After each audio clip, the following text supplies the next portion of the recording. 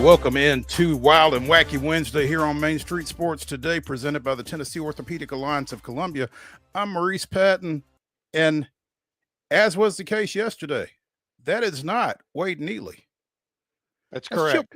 That's Chip Walters, who by day or by weekend is the play-by-play voice of Middle Tennessee State University athletics, and also hosts his own show, The Roundtable, on WGNS 1450 AM over in Murfreesboro.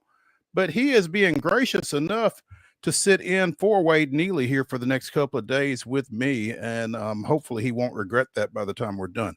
Chip, what's up? Doing okay. And I was just kind of flipping through, going through Twitter or X before we got started. You'd sent the rundown over a little bit earlier, and I thought, man, there's been a couple of things already happened since you sent the rundown that I'm sure we'll be adding to our grab bag later on. Yeah, it's a fluid situation is a term that came up back during COVID, and we have kind of held on to that from time to time. And yeah, that would certainly kind of fit today. So we try to, lean with it, rock with it here on Main Street Sports Today. So looking forward to it. It is Wednesday. We're halfway through the week. It's hump day. Chip, you sold any houses lately? Closed on one yesterday. There we go. ABC, always be closing. That's right. And I went to a training one time, and the guy who was doing the training said, no matter what you're doing, if somebody calls you on the phone and they ask you what you're up to, always tell them that you're either on your way or you just left a closing. Because it makes you sound like you're really busy. But I actually did close. There was an actual closing yesterday, but there's always room for more. So hey, hit that website, choosechip.net. So there you go. There we go. We wanted to be sure and plug you there a little bit. Hey, we got a big show today. In our second hour, we will be joined by our NASCAR analyst, Heather Williams of WCYB-TV out of Johnson City, talking about the events of the past weekend up in Michigan and this coming weekend as NASCAR goes south. I mean, it starts in the south, but it's going even further south. That's right. Going to Mexico. Border. Yeah, absolutely. So yeah, going to get Heather's input on that when we speak with her in the second hour. In the second segment, we put Chip to work, y'all. I mean, again, he's right there on campus at MTSU. He's got access to some folks.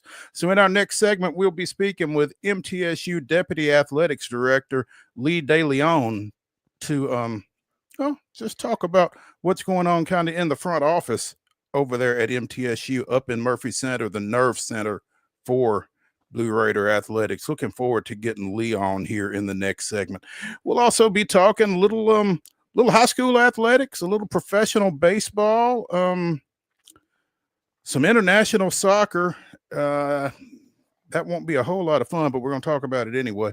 A little NBA action, some college football probably we will work in. And again, it is Wild and Wacky Wednesday. We will close the show by bringing you the weirdest, wildest, and wackiest news from across the globe. So be sure and stick around for that. It's going to be fun. Big day. Chip, we've had you for segments. Correct. You ready for a whole 2 hours of this? Well, that is yet to be determined completely, but on the surface, I would say yes. We're ready to go. All right, sounds good. Hey, after I did, what was it, 16 hours of Spring Fling HQ in 3 days? This will be easy. Yeah, well, famous last words. We're going to talk a little bit about that here in just a second too. But yeah, let's go ahead and get started. Let's dive in with yesterday's results and today's schedule on the rundown. This is the rundown.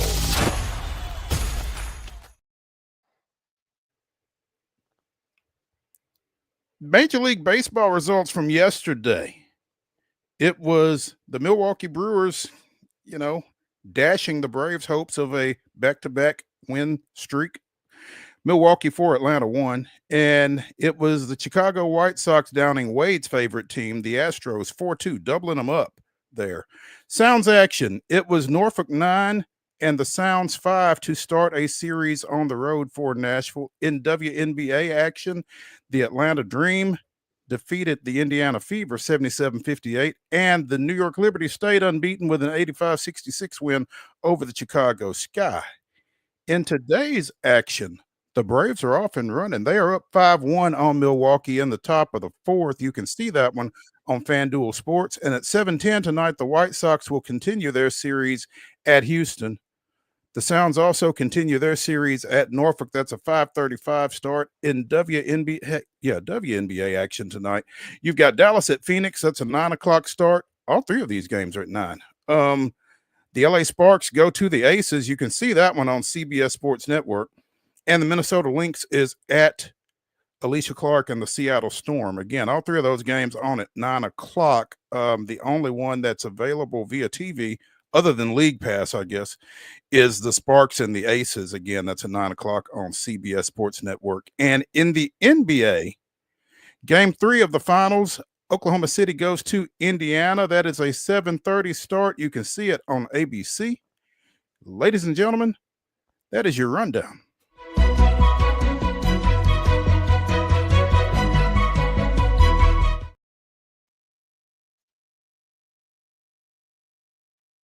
Piggly Wiggly in Neely's Mill in Columbia. Be sure and check out their delicious daily deli lunch options available from 11 a.m. until 6 p.m. Also, their hand-cut meats and everything is cost plus 10% at the cash register. Piggly Wiggly, Neely's Mill, Columbia, bringing you our top story. Chip, I imagine you're kind of familiar with those lunches over there at the Big Pig. Well, when I was growing up there in the Dimple, the Piggly Wiggly was in a different location, but still all the same. And I did a similar thing, not at a Piggly Wiggly because we don't have one in Murfreesboro, but I did the old chicken, macaroni and cheese, and corn to go box the other day from my local grocery store deli, and there's always some pretty good groceries in there. Without question. Again, it is the top story, and this is something that Chip and I have some familiarity with. The Tennessee Secondary School Athletic Association Board of Control today basically killed spring fling, for lack of a better phrase. They've changed it up for sure. You're still going to have the core.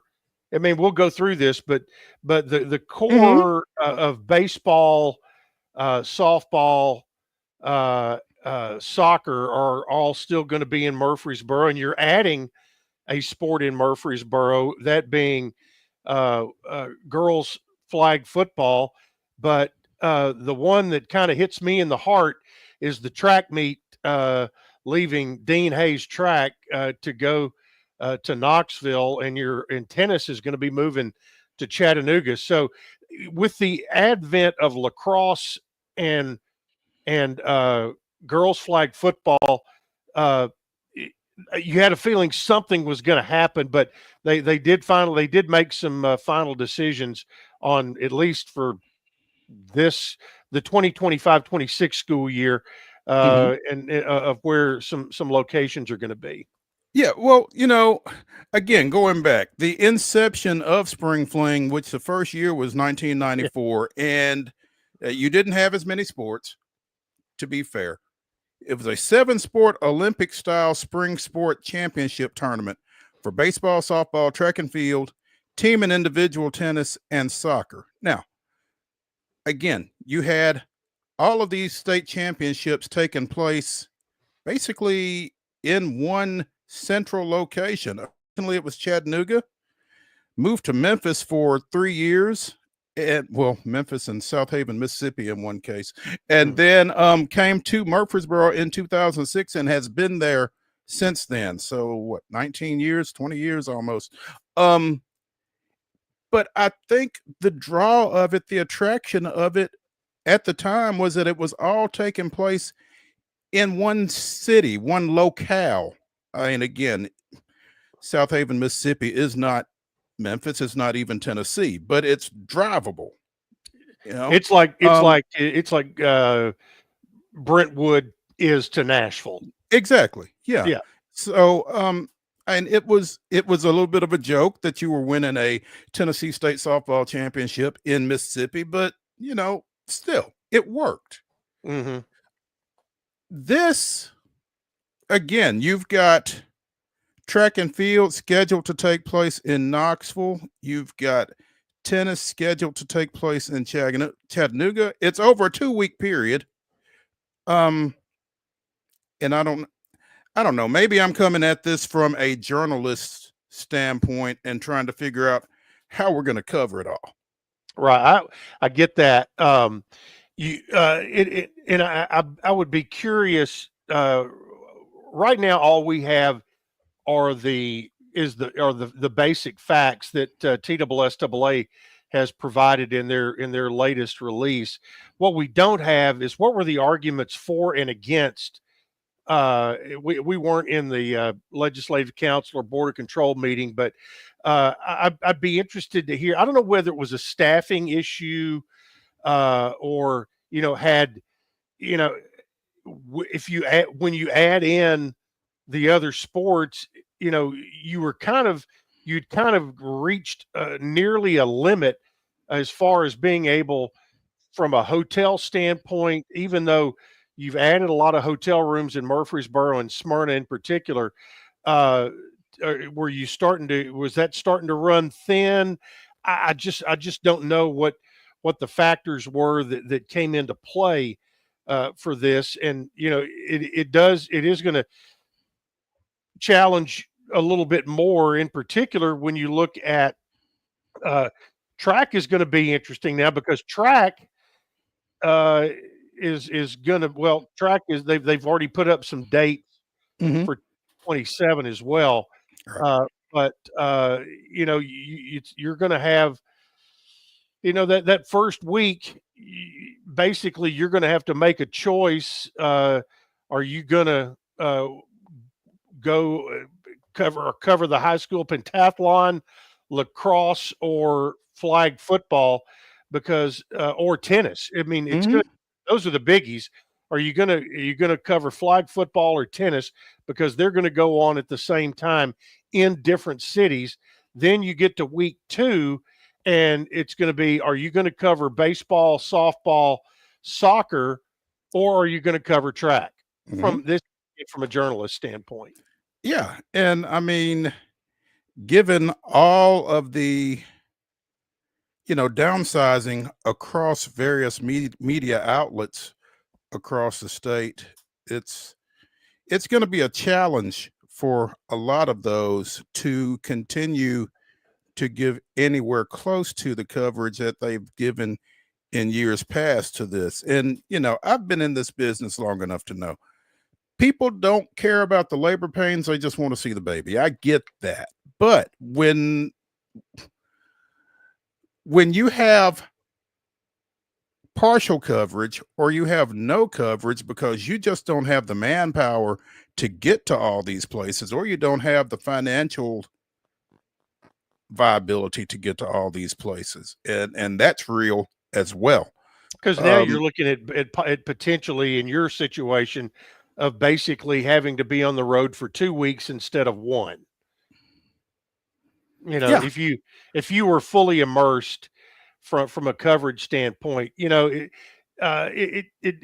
spreads things out. And and I just kind of thinking about it, we all think about, okay, how does it affect our own personal situation with what we've been doing with our Spring Fling HQ stuff? It may even make our coverage more valuable with Spring Fling HQ, Right. because we still have the ability to get track results, and we can put athletes on the air, that kind of thing, with the use of technology. So that may even become more of a clearinghouse for fans with what we have done with that coverage over the last several years. Right. Who knows? A lot of questions still to be answered, but now we at least know what the playing field is going to look like, and and it's something obviously that we're going to be dealing with from what we see right now for the next 2 years. Yeah, they've got the 2-year dates. You can go to TWSAA.org and check out the particulars on that. We've also got some coverage at mainstreetpreps.com on those moves, and so be sure and familiarize yourself with that depending on which sport it is that you have concern with in the spring, to see where your kids or your friends or whoever are going to be chasing championships. But it's a paradigm shift for sure. Again, we've done it this way for 32 years.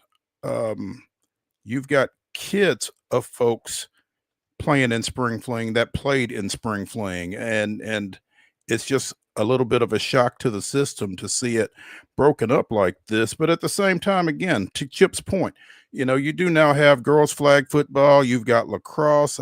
We talked just yesterday about girls flag football becoming a championship sport, and they did determine that it will be a spring sport. Yeah, which I think is good for the most part, but at the same time, it creates issues like this. So, but at the end of the day, and I'm gonna play devil's advocate here just a little bit. At the end of the day, it's not about us.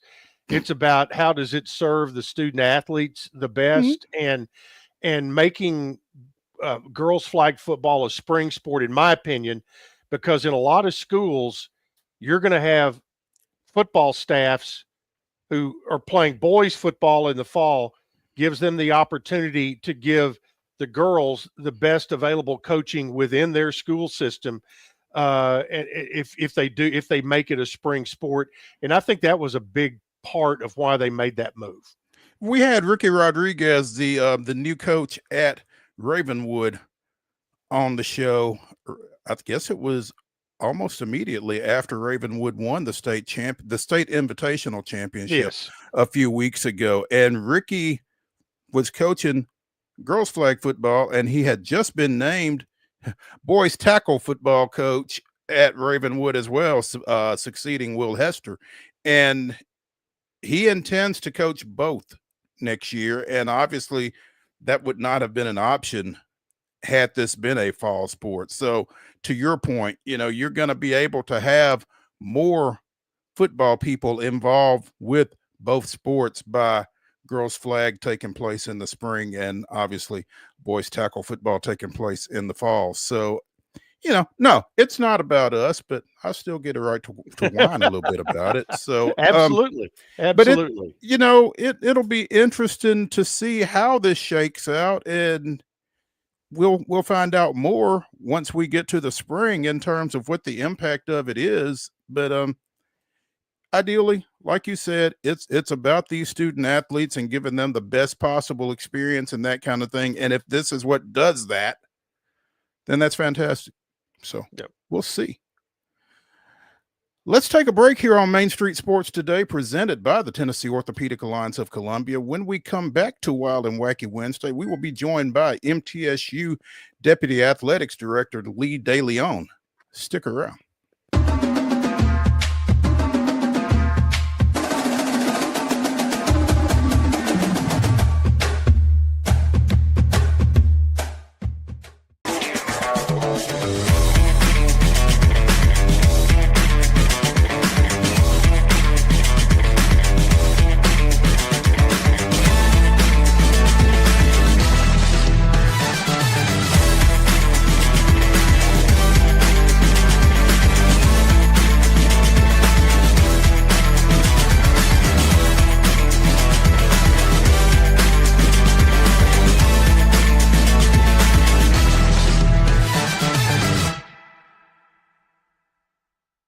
Deep in a forest at Nashville Zoo, new creatures here for you to view. Bantams graced in black and white swing high in trees of dappled light. In rocky crags, tall and steep, small antelopes with nimble feet. A wise old man with beard of white, a sentry perched on stony height. Amidst it all, a hunter lies, with coat of gold and steely eyes. A new adventure just for you. Leopard Forest at Nashville Zoo, opening June 20th.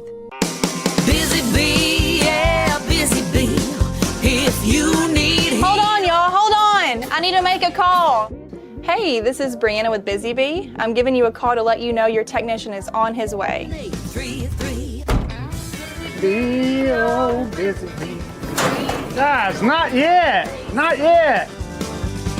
Busy bee, oh, Now busy ready, bee. guys. Call 775-7833. Custom Stone Handlers supplies over 600 distributors and suppliers with quality stone products. Along with Riverstone, we produce and distribute over 100 building, landscape, and other bulk products. Our goal is to provide quality products, service, and partnerships to ensure our customers' success. We firmly believe the measure of any person or company is how you treat other people and customers. Give them a call at 931-490-4990 or visit CustomStoneHandlers.com.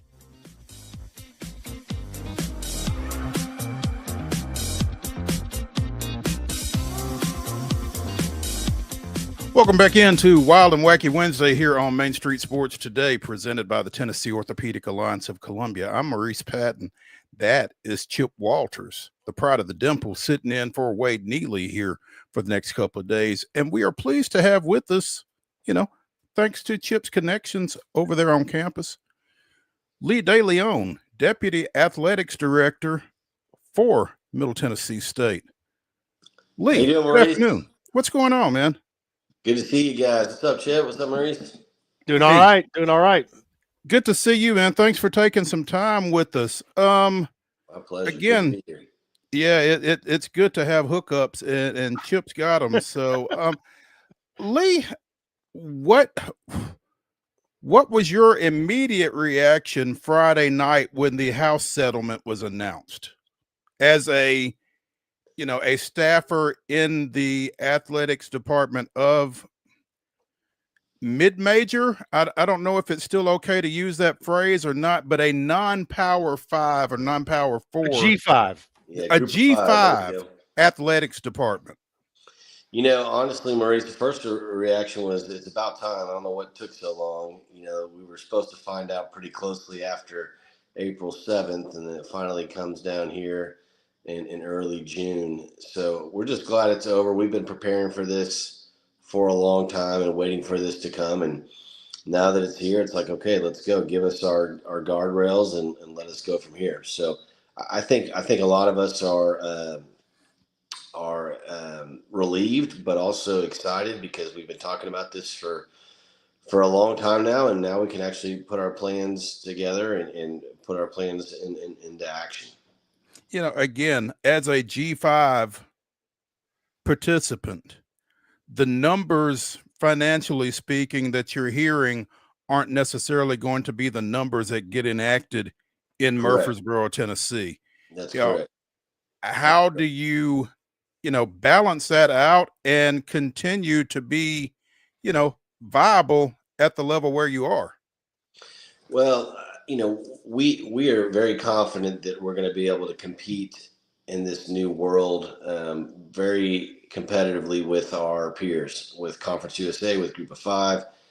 There are big numbers being thrown out, but for the schools like us, who we compete against day in, day out, we're confident that we have the resources and the support to be able to not only survive but to thrive in this new era. A little bit of breaking news from this afternoon, Lee. I don't know if you've seen it, and I saw this just before we went on the air. Shockingly enough, a lawsuit has been filed saying that, and this is by a group of female athletes who say that this violates Title IX. And I think there was, it has been massaged along the way to where they were trying to get it to where it was the least lawsuit proof that it could be, or the most lawsuit proof, I guess would be the right word, that it could be. But what do you see as far as this being something that's going to be solid moving forward with knowing that there are going to be lawsuits coming. And again, take into account that every school that is part of this are voluntary members of the NCAA. Yeah, so we chose to opt into this settlement, and you don't have to do it. And if you choose to opt in, then you're able to share in the revenues that you generate with your student athletes. And so you could take money from ticket sales, from sponsorship sales, from donations, from TV revenue, conference distributions, et cetera, whatever ways that you bring in revenue into the athletic department. And then you could decide for yourself, each school can decide how they want to divvy up that revenue amongst their student athletes. The cap on that distribution, as you know, is 20.5 million this year, and that will go up from year to year for the next 10 years up to like 33 million in 2035. So what schools are having to determine now is, okay, how much of the revenue are we going to share?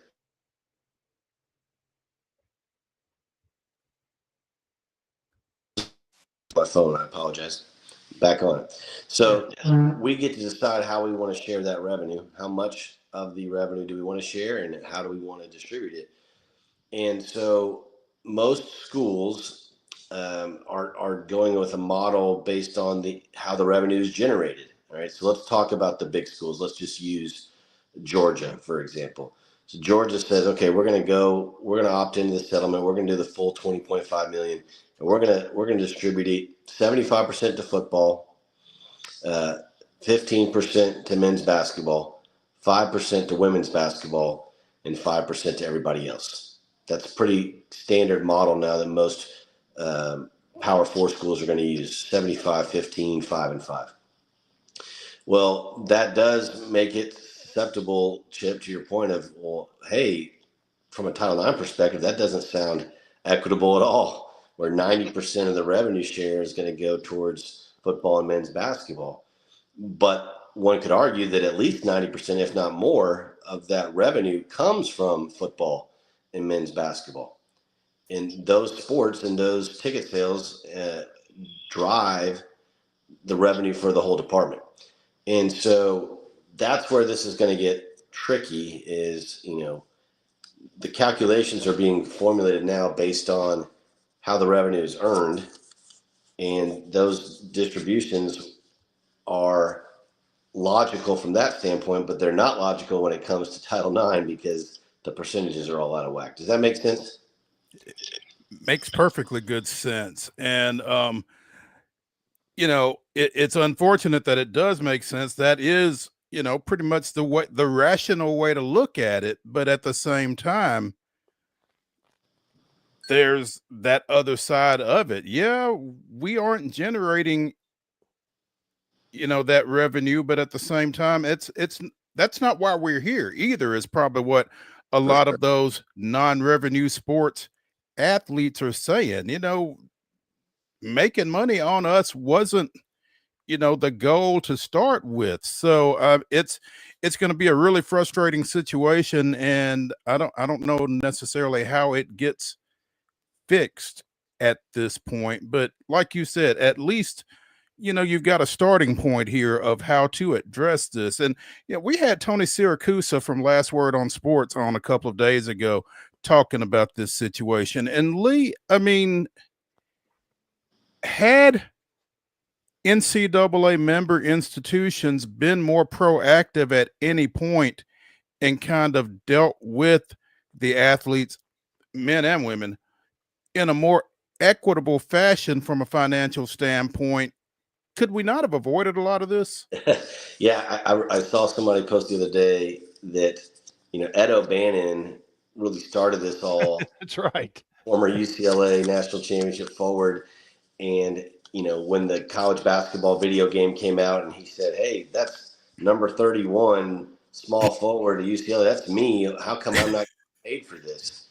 And for some unknown reason, they didn't say, hey, you know what? You're right. You should get paid. And we could have solved a lot of this a long time ago if someone had just been smart enough to say, you know what, that is a very logical rationale, so let's go ahead and do it. And now that we didn't, and we dug our foot in the sand, or dug a line in the sand, saying no, we're not going to pay athletes. Well, here we are getting sued incessantly, seemingly. So, yeah, we're behind in the times, and we should have been more proactive. I've been doing this college athletics for 20 years now, since 2005, and everything's changed. But it's not all for the bad. This is not a bad thing. I think it's a good thing. I think it makes sense. We should have done it a long time ago. And as Chris Massaro, our boss here at MTSU, likes to say, we shouldn't be afraid of the future. This is exciting, and this is something that is the new reality that we're going to live in, and we just need to adjust and make sure that we can thrive in the environment that we're in. To that point, the word guardrails comes up an awful lot. And does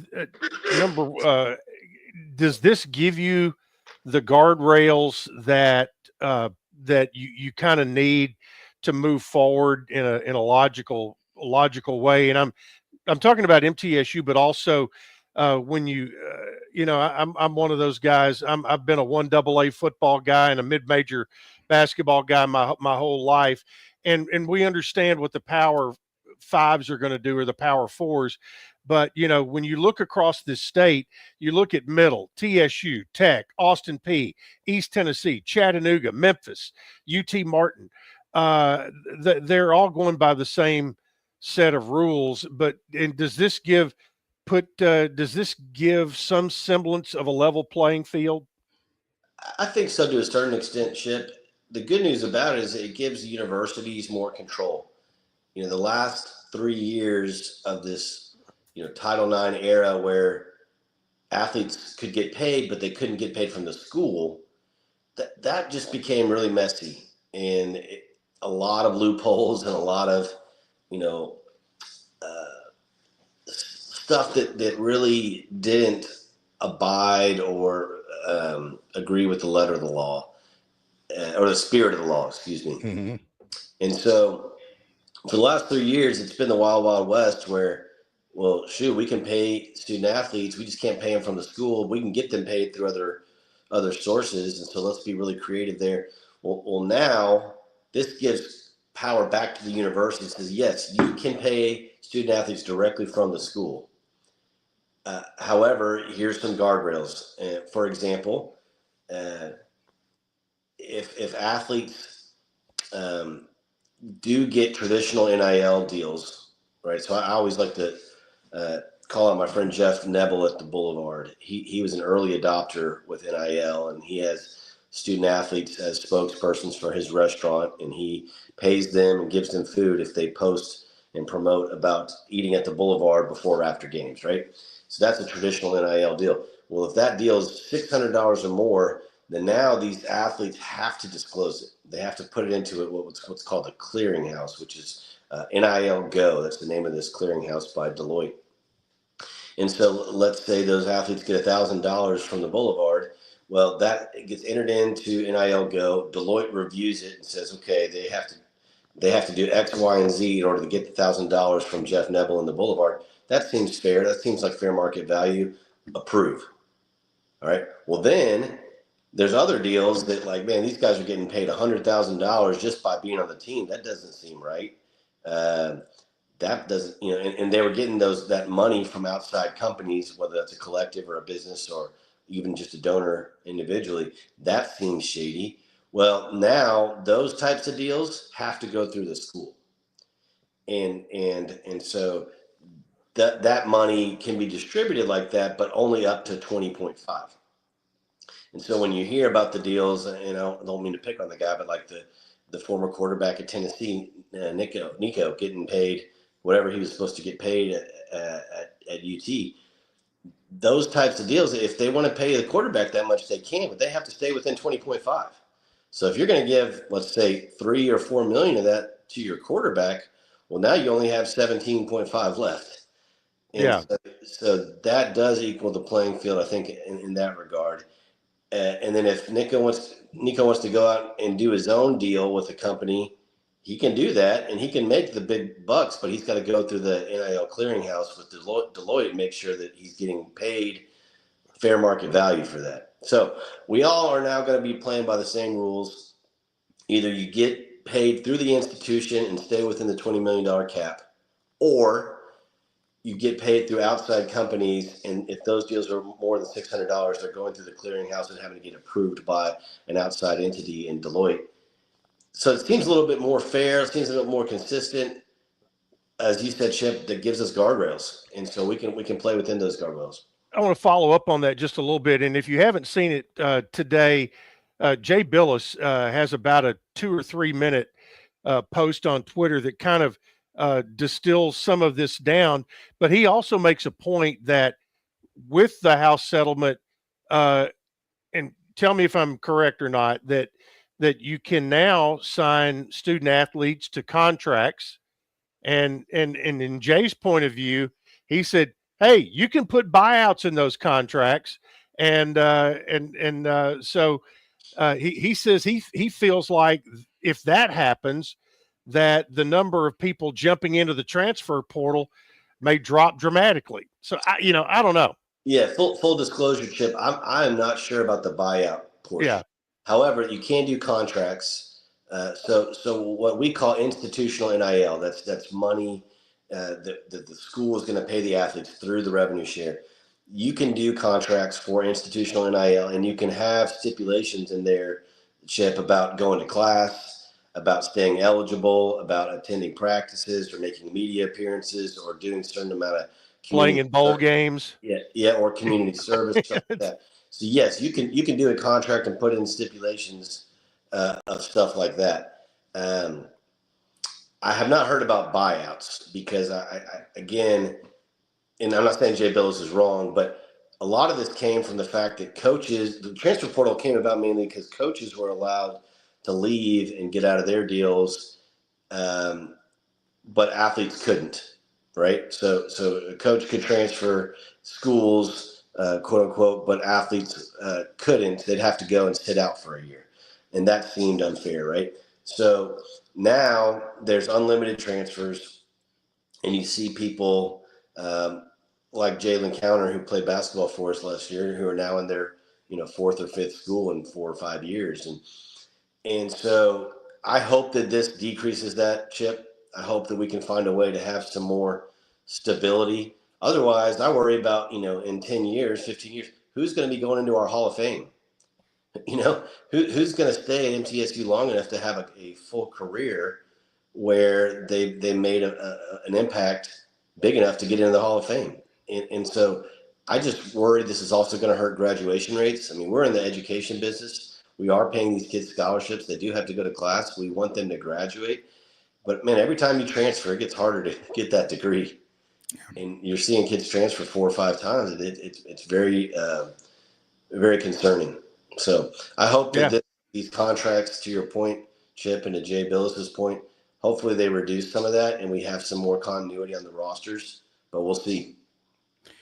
Lee De Leon, MTSU Deputy Athletics Director, joining us here on Main Street Sports Today, presented by the Tennessee Orthopedic Alliance of Columbia. Lee, now with the advent of the College Sports Commission, right? They're going to be handling all of the financial issues / concerns with this situation. The NCAA is completely out of that. For an athletic department, you're dealing with 2 umbrellas now, right? Yes, the NCAA is going to focus more on student athlete experience and championships, which they're actually really good at. That's kind of what their area of specialty is. What they'll do less of is the enforcement side of the deal. And so this new commission, which is headed up by a guy who they hired from Major League Baseball, is going to deal with more of the, hey, what happens when you don't stay within the guardrails that we just mentioned? And how do you penalize athletes? So, for example, let's say a football player at MTSU gets that deal from the Boulevard that I mentioned earlier and doesn't put it in to NIL Go and doesn't get it approved what happens to that person? There has to be some type of penalty, otherwise he won't do it. And so what is that penalty? How is it enforced? That's going to be determined by this new commission, Maurice. And so I think it's a good thing. It's a guy coming in from Major League Baseball that has fresh eyes and fresh perspective. Mhm. And this person and his staff will have more authority and autonomy to act quickly. The NCAA, as you can tell, they don't move fast, and things don't happen quickly. So we needed an organization that's a little bit more nimble and able to act quickly. And I think this is a good way to do it. I like the thought process from Chris Massaro to not be afraid of the future, and Right. it's certainly going to be interesting going forward. Though, speaking of future, though, Lee, let's talk a little bit about the SAPC. You guys have scheduled a ribbon cutting for that facility for next month, and 10 plus miles of steel were used for the Student Athlete Performance Center. You know, when you put it like that, man, goodness, that's a crazy number. Yeah. But We're- kind of talk about, you know, getting to the finish line with that place. I would love to, Maurice. Student Athlete Performance Center, which is going to be named in honor of our Board of Trustees chair, Steve Smith, and his wife, Denise. That was something that was a big part of why I came to MTSU 3.5, 4 years ago. I wanted to be a part of the Build Blue campaign. I wanted to be a part of transforming our athletic facilities here at MTSU. And this will be the second facility that we finished. The first was the outdoor tennis complex, which was a $9 million facility that opened last year. And now the Student Athlete Performance Center will be the second project to be completed. It'll be done, and the ribbon cutting will take place, as you mentioned, on July 30th at 9 a.m. We are still, ironing out the details and sending out invitations shortly, but that's the date and the time. It is a 85,000 square foot building, 3 stories, $65 million project, $66 million project, excuse me. And it's fully funded. We have paid it off, and it is going to be a game changer for the Blue Raiders. It benefits all of our teams, all of our student athletes, and will be a huge recruiting tool for all of our programs. It includes a weight room for all of our athletes, a training room for all of our athletes, with sports medicine, the latest greatest technology, underwater treadmills, hydrotherapy, red light stuff. I mean, it's got everything. Then it also has a nutrition station, which will serve all of our student athletes, and a club level, the SRM Concrete Club on the 3rd floor, where all of our teams can eat. And then on football game days, we'll have a premium seating area up there, and we can use that space throughout the year for different events, wedding receptions, banquets, retreats, luncheons. The rest of the building is all football. It's the football headquarters. So it'll have all of our coaches' offices, all of our player meeting rooms, all of our film study areas, players' lounge, locker room for football. And so it's amazing how much we use every ounce, every inch of that building to support our student athletes and make their experiences better here at MTSU. So this is a game changer for the Blue Raiders, and it will be one of, if not the nicest facility in all the Group of 5. I think a lot of MTSU fans are going to be really excited about that last comment you just made. Yeah. And I mean it. I've seen a lot of schools, and this is going to blow them out of the water. That'll be fun. And the other thing it's going to do, and Lee, by the way, if I remember correctly, you talked about the Bill Blue campaign. You interviewed for your job on the day the Bill Blue campaign was launched. That was my first day on the job. Yeah, I already interviewed and accepted. Okay. Yeah, my first day was in November of 2021 when we kicked off the Bill Blue campaign. That's right. But what this is also the first domino that falls that will reallocate space throughout Murphy Center and give a lot of people, whether it's, other sports, everybody's going to benefit from this. whether it's the marketing department or whomever it might be, because when football moves out of Murphy Center, all of that space gets to be reallocated, and everybody gets a much better working condition that way, and it'll help all 17 sports. Absolutely. You know, we had a very interesting setup for decades now, where the basketball arena, the Murphy Center, was the home of the football program, in addition to everybody else. But it's just not very normal to have your football program in the basketball arena. And so think about how much space we'll recapture when the entire football program moves out. It's their offices, it's their locker room, it's their coach's locker room. And so all that space will recapture, and we're going to be, phase 2 is going to focus on the Murphy Center. And we just got a huge allotment of money from the state. We're extremely grateful for that. And we have big plans to immediately shift our focus from the Student Athlete Performance Center to the Murphy Center renovation. We're already in the fundraising mode for that. We got a big gift from John Floyd and Old South Home Builders for the Old South Atrium. We got a big gift from former player Chase Miller for the Chase Miller practice gym. And so we are already raising money for phase 2. And so what that will incorporate is, once football moves out, reallocating that space that the football team was in, and getting more space for our men's and women's basketball programs, and upgrading and improving their facilities within the Murphy Center. The second thing we're going to do is put in a new entrance, a main focal point into the Murphy Center in that northeast corner where those horrible stairs have been for decades. I love the Murphy Center, but I hate those stairs. And so we're going to have a brand new building right there that will serve as the main entrance into the arena, and that'll have a ticket office and a merchandise stand and elevators and escalators, and just this beautiful lobby and entrance into the Murphy Center. We also want to renovate the practice gym, the Chase Miller gym, to get a full 94-foot basketball court in there and do a full-size facility in there.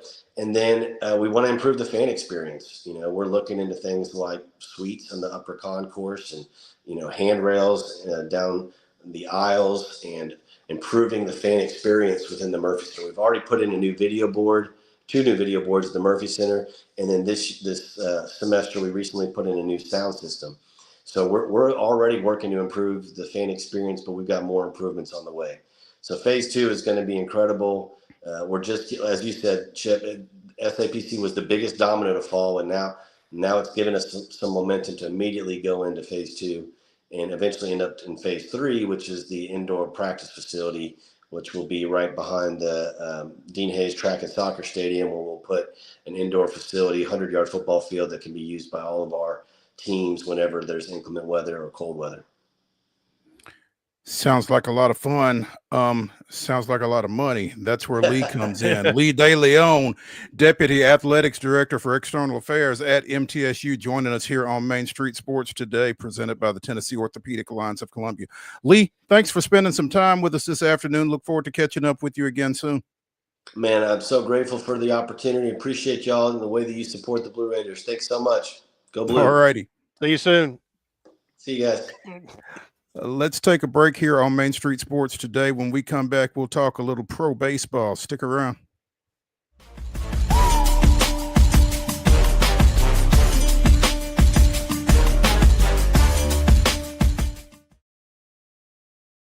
If you want the latest in weather conditions, be sure to tune in to our Busy Bee Plumbing weather report each weekday on Mornings on Main Street.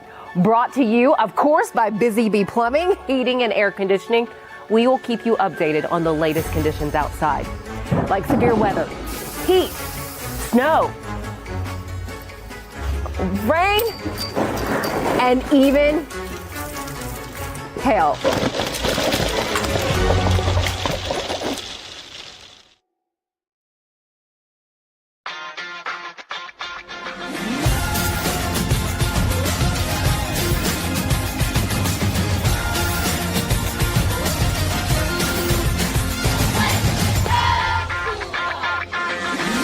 Zion Christian Academy at zioneagles.org or 931-388-7531. You can schedule your appointment to visit their beautiful campus. Again, zioneagles.org or 931-7531 to schedule your visit today.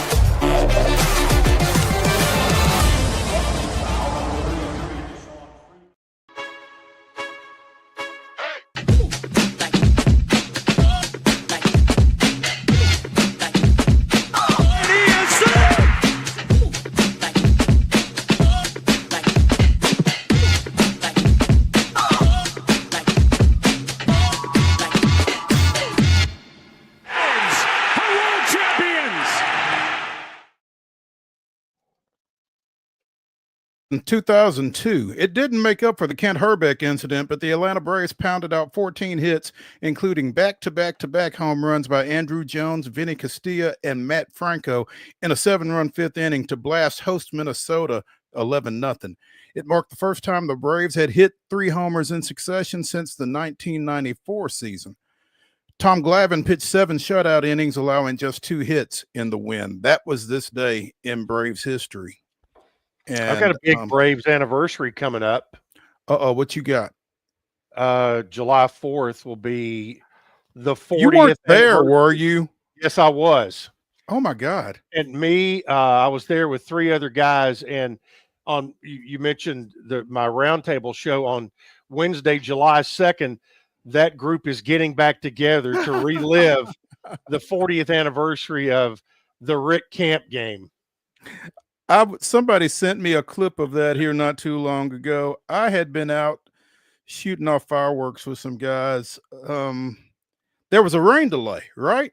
There were 2 rain delays. Okay. So I had been out shooting off fireworks. I come home about 1:30, whatever it was, flip on the TV. The game's still on. So Well, I didn't know what all had taken. I didn't know Oh. what had taken place leading up to that, but the game's still on. So I settle in and watch, and I'm actually watching when all of that unfolds late. So during the first rain delay, I ran into some friends of mine from Tullahoma, actually, on the concourse. First rain delay it happened, I don't know, 3rd inning, something like that, and ran into these folks from Tullahoma, and they ended up leaving and got home in time to see the end of the game on the bulk of the game on television on TBS when they got home that night from the That's ballpark. crazy. Yep. That was fun. 2002 was fun. Last night was not fun. Milwaukee picking up a 4-1 victory in that one, dropping the Braves back to 10 games under 500. Tough night for Grant Holmes. He gave up 2 home runs, but struck out 9 in 5 1/3, just a little untimely. And the Braves offense, once again, did not click. 8 hits in a 4-1 loss there, but you got some decent work out of the bullpen. Jose Ruiz made his Atlanta Braves debut through a scoreless inning, and then Dylan Dodd threw a scoreless inning to close things out. Between the two of them, they struck out 3. So, again, Monday night was a really complete contest for Atlanta. Last night, not so much. So far, so good right now. We have just gotten through 7, and the Braves lead 6-1. Hopefully, I don't jinx it here over the last couple of innings, but Spencer Schwellenbach still on the bump for Atlanta, came in at 4-4 with a 3.24 ERA and had struck out 6 in 6 innings. So kind of staying on the Yeah. track that he has been on over the course of this season. Another nice outing for him if this ends it here in the 7th. So Well, we'll keep an eye on that. that's kind of been the thing about this Braves team is you can have a game like Monday night, but it's hard for them to string those together. That's been their issue, and I mean, man, they've got. I mean, every day that goes by, they've got one day less to climb the hill that they're trying to climb. But it's hard to say this, and I'm kind of more of an overall baseball fan than just I follow the Braves, follow the Cardinals, follow the Reds, but I've kind of gotten into the Dodgers a little bit, and the National League West race may be the saving grace of the baseball season because you've got LA, San Francisco, and San Diego within a game of each other. And if that holds into September, that could really be fun. Yeah. Yeah. Last night wasn't necessarily fun for the Dodgers. They took an 11-1 loss at the hands of the Padres to the point that Kike Hernandez threw the last 2 1/3 for the Dodgers. Kike Hernandez is a utility player. He is not a pitcher. That was the longest outing for a position player on the mound in Dodgers franchise history. But yet, the Dodgers are 40-28 with the loss. San Diego's 38-28, to your point. So, the NL West is probably certainly the most captivating division in baseball right now. And we'll stay out there for just a second because former Brentwood High School star Robbie Ray will be looking for his 9th win of the season when the Giants play at Colorado tonight. You'd like to think that he could get it.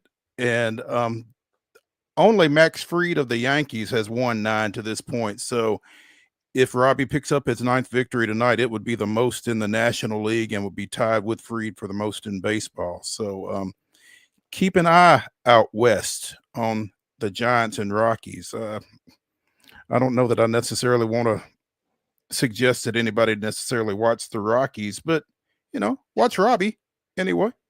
So, well,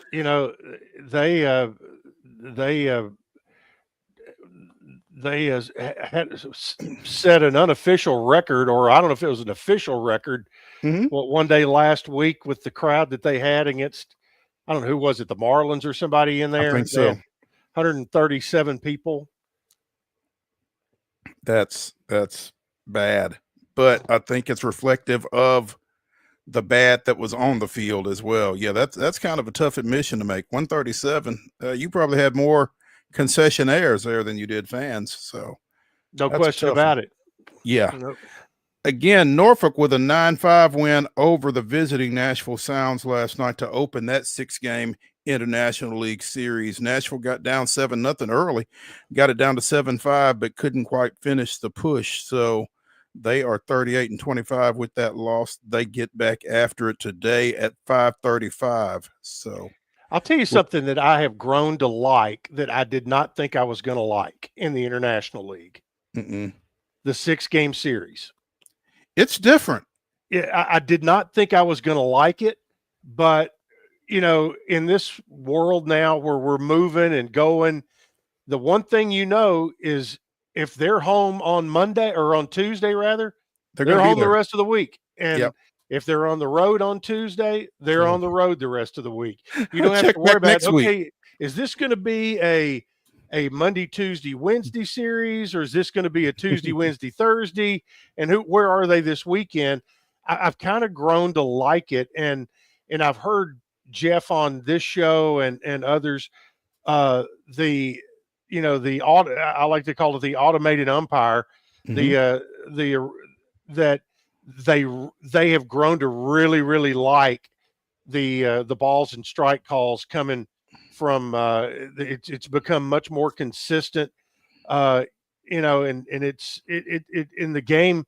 They were the first to implement the pitch clock, and immediately we saw how much faster games were moving and how much more of a palatable product it was becoming, and we've seen that finally drift into college baseball, and we've kind of seen a resurgence here because, good Lord, it got to for a while there just before the pitch clock that with guys stepping out of the box and throws over to first, it got, I told a friend of mine one time, I said, I was talking to Jim McGuire one day, and I said, my gosh, if you can't play good, play fast, and because games were going 3.5, 4 hours, in a midweek game that didn't mean a whole lot, when you got to get up in the morning. Exactly. Yeah. So anyway, I think baseball is on a much better track right now. So I hope and you're I'm glad right. to see that. Yeah. I hope so. Hour number 1 here on Wild and Wacky Wednesday is in the books on Main Street Sports Today, presented by the Tennessee Orthopedic Alliance of Columbia. When we come back, we'll jump in the grab bag. Stick around.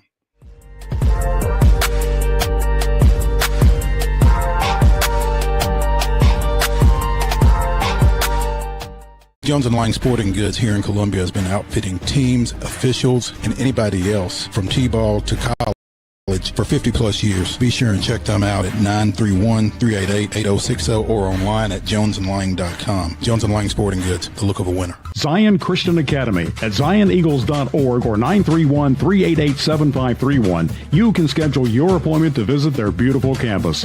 Again, zioneagles.org or 931-7531 to schedule your visit today.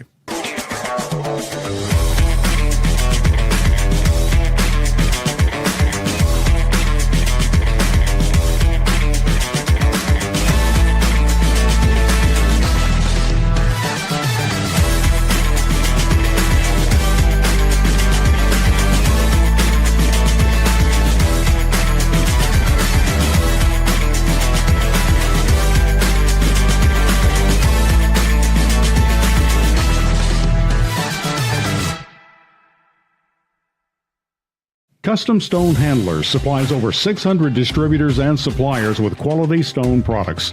Along with Riverstone, we produce and distribute over 100 building, landscape, and other bulk products. Our goal is to provide quality products, service, and partnerships to ensure our customers' success. We firmly believe the measure of any person or company is how you treat other people and customers. Give them a call at 931-490-4990 or visit CustomStoneHandlers.com. Piggly Wiggly, located in Neely's Mill Shopping Center, is Columbia's locally owned and operated Cost Plus 10 grocery store dedicated to serving the community with low prices and smiling faces. Piggly Wiggly offers fresh, hand-cut meats daily as well as daily hot plate lunches from their deli counter. You're certain to see smiling faces and a helping hand when you're here at Piggly Wiggly. Come by and check out our fresh produce, high-quality meats, and more. Down home, down the street, we'll see you at the Pig.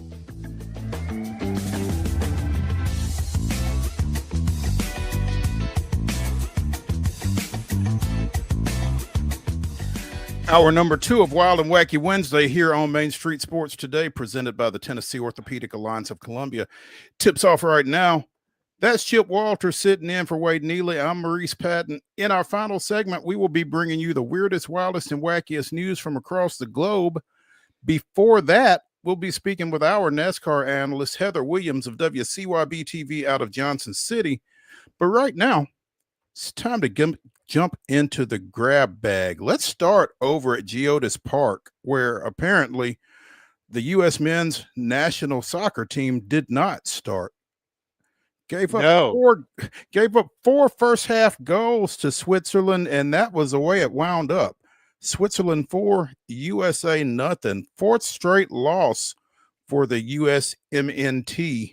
Dare I say they made Swiss cheese out of the U.S. national team? You could say that, and it wouldn't go over very well, but yeah, you could say that. Walker Zimmerman, I saw him on TV. I saw him on the Big Nickel last night after the game, and he basically talked about that it was an embarrassing performance by the U.S. team, and that if they expect to do anything, that they've got to, they've got to come out and be ready, especially when you're playing in an MLS stadium, which is now a soccer town of Nashville. Mhm. Nashville's become a soccer city and supports. You can't do the type of things like that to drive fans away.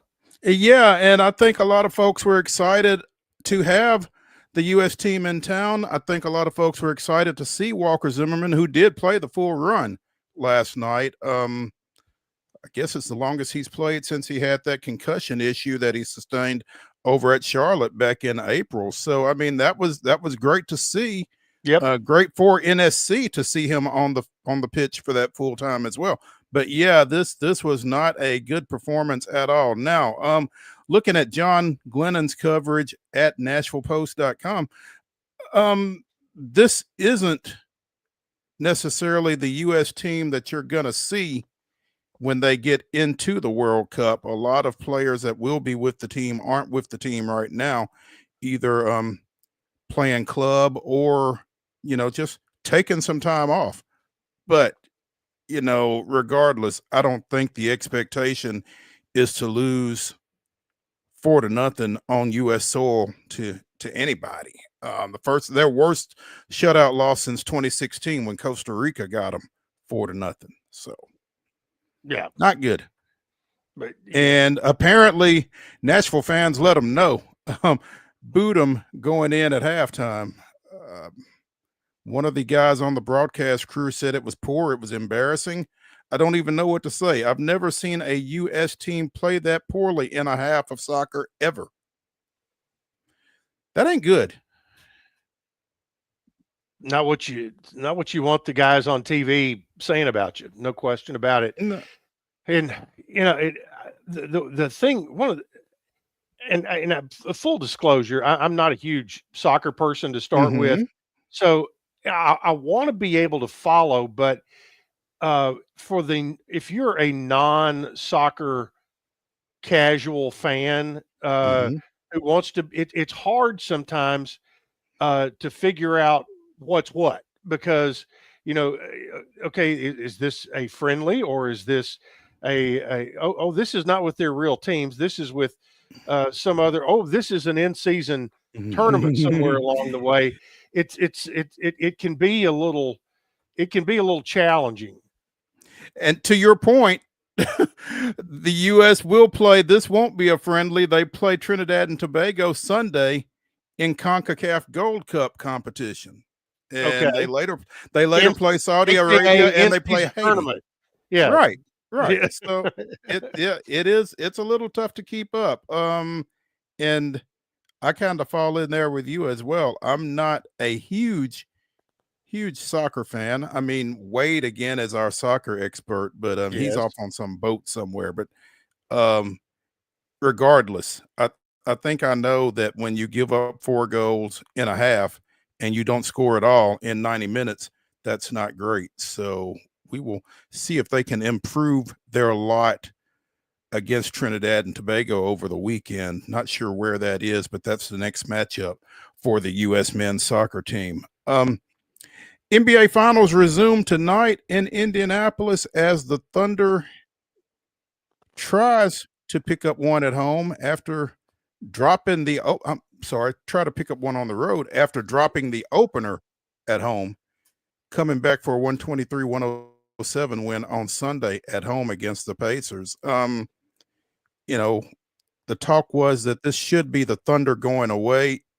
Indiana pretty instantly got everybody's attention with that win in game 1, but for them to continue to keep the pressure on Oklahoma City, I think Tyrese Halliburton has to continue to be at the top of his game, and that wasn't necessarily the case in game 2. No, and in game 1, it wasn't just him. I mean, they did a good job in particular defensively to get back in that game, and they made timely shots down the stretch, and then put the ball in Halliburton's hands at the end of the game, and he just kind of did what he has done all year, and that is go out and win basketball games. But you've got to be in a position to do that. And, I think after they got handled pretty good in game 2, and Mhm. I think it will be they'll be in a comfortable environment at home tonight. Uh, I don't really have a dog in the hunt there. Right. I kind of, I guess I kind of, my buddy Jake Rose is a big Pacers fan, so I'm kind of, for him, I hope the Pacers do well, and it'll be neat. The thing that I kind of like is all the head scratching and gnashing of teeth that have gone on. Well, the ratings are down, and it's two small market teams, and blah blah blah blah blah. I mean, if you don't want small market teams in the finals, don't let them in the league. And because sometimes it's just going to work out this way. It's not always going to be the Knicks. It's not always going to be the Lakers. It's not always going to be the Celtics or the Bulls. And here we are. We've got Indiana and Oklahoma City, and I kind of, again, I go back to I like fighting for the little guy, and we got 2 of them in this one, so it's I kind of have a little more interest maybe than I normally would, simply because of that.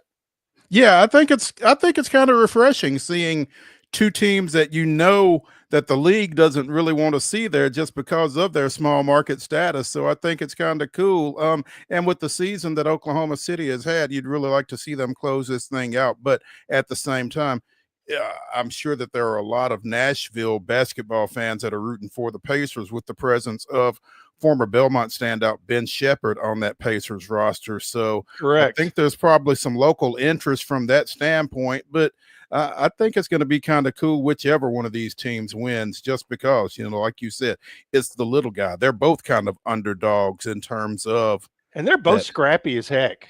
Mm-hmm. And you like to watch them play. So I'm tickled for them. Yeah. The WNBA is going to get a lift tonight as one of its top players is set to return from the injured list. It's not who you think it is, though. Rookie Paige Beckers is set to play for the Dallas Wings in tonight's matchup at Phoenix. Apparently, she missed 4 games, first with a concussion and then an undisclosed illness. Has not played since Dallas lost to the Sky in late May. But the number 1 pick in this past year's draft, this past spring's draft, after her fantastic career at UConn, is set to get back on the floor, and Dallas could certainly use her. They go into this game at 1-9. So. Yep, and talk about a player that has that next level of toughness. Paige Beckers is certainly that. So yeah, I mean, the fact that she missed, I mean, it's obviously got to be something serious, to your point. And I mean, yeah, it's good that somebody stepped in and said, no, you've been concussed, you can't play. But again, I'm sure Dallas will love to see her back post haste. And Phoenix is playing some pretty good ball right now, so this could be a tough return for her. But be good to see her back out there tonight. Chip, how much of a golf fan are you? Boy, no, I'm not a fan of my game. I promise you that. But you sound like me. At a distance, watch the majors. You learn guys that you kind of like. Who are the baby faces? Who are the heels? We start to see some of that, but I mean, Bryson DeChambeau was a heel for a long time, but he's kind of become a baby face now. He's turned, but the U.S. Open this week is going to be fun. Oakmont, great place. You're in a great market. It's going to get just a ton of eyeballs this week. So I'm like everybody else. I got a little teary-eyed when Rory McIlroy, finally got his personal Grand Slam, winning the Masters. So I think that pressure's off and kind of opens up the field. You got to feel like Scotty Scheffler is going to be one of the guys to beat going in this week because he's hotter than a depot stove and has all the talent in the world. But we'll see. It's and you also would love this is the other tournament where you this in the Masters where you have an opportunity to see and in particular the U.S. Open, some guy who won a club championship somewhere by some stroke of the rules has found himself now eligible to play in the U.S. Open. He won some qualifier somewhere in Guam, and here he is. And all of a sudden he gets hot for a couple of days and becomes a story. So you always have something like that bubbles up to the surface during U.S. Open week. It feels like the way he's playing right now, everybody else is playing for second place behind Scheffler. Kind of does. And this is a league, and I talk about the PGA and pro golf. I mean, LIV has tried to do its thing, but you and I grew up in an era of the Golden Bear and Arnie's Army and Chi-Chi and guys who had just tons, Fuzzy Zeller, tons of personality. And the one thing, baseball kind of went through it. The NBA, I think, is going through it right now, is a period of no personalities, no stars.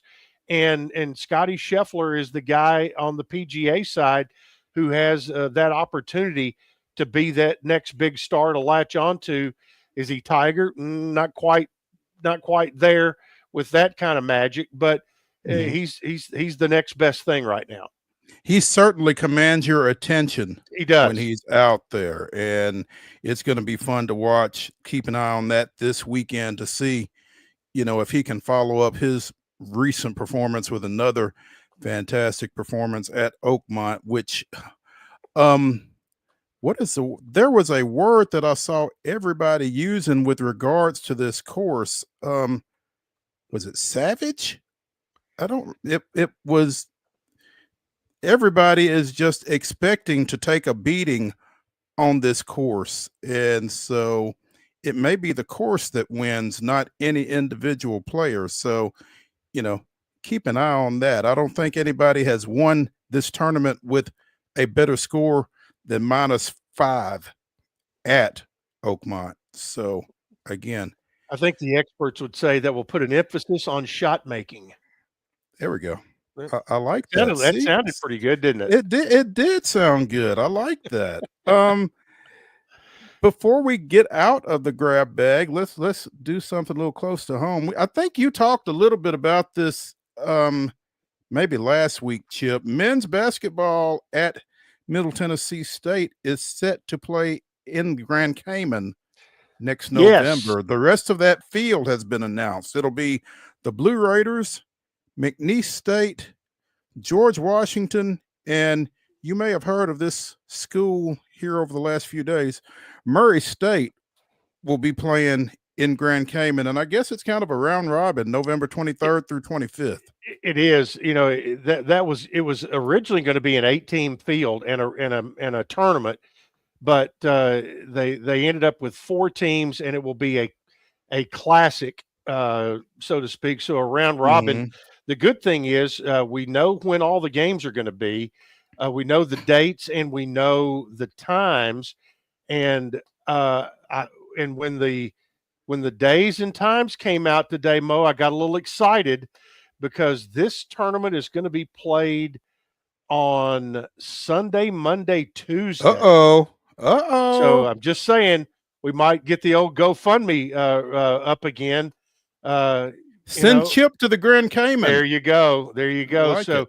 we may see how this works out. And the one thing it's going to have, it will feature the opening game of the tournament or the event will be the 147th meeting between Middle and Murray State, which is the longest or the most played rivalry game in Middle Tennessee's history. So Middle and Murray will not play at either of their home gyms this year, I don't think.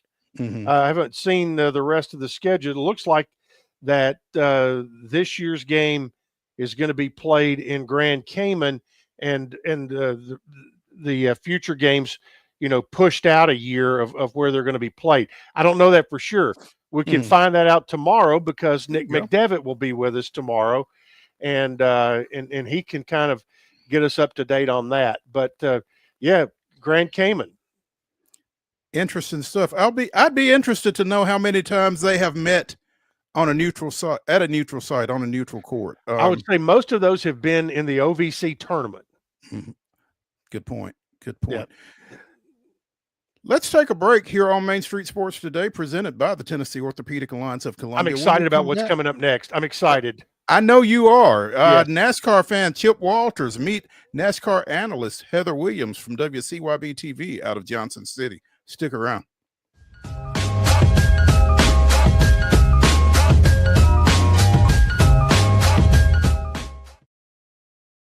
Deep in a forest at Nashville Zoo, new creatures here for you to view. Phantoms graced in black and white swing high in trees of dappled light. In rocky crags, tall and steep, small antelopes with nimble feet. A wise old man with beard of white, a sentry perched on stony height. Amidst it all, a hunter lies, with coat of gold and steely eyes. A new adventure just for you. Leopard Forest at Nashville Zoo, opening June 20th.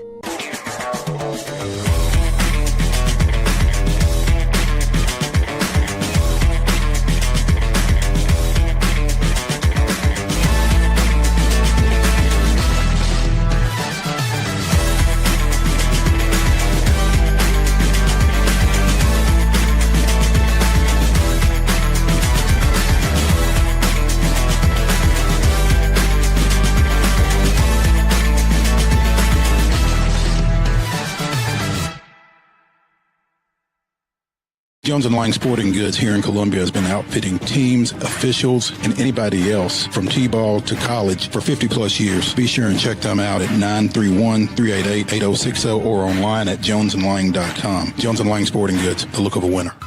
Piggly Wiggly, located in Neely's Mill Shopping Center, is Columbia's locally owned and operated Cost Plus 10 grocery store dedicated to serving the community with low prices and smiling faces.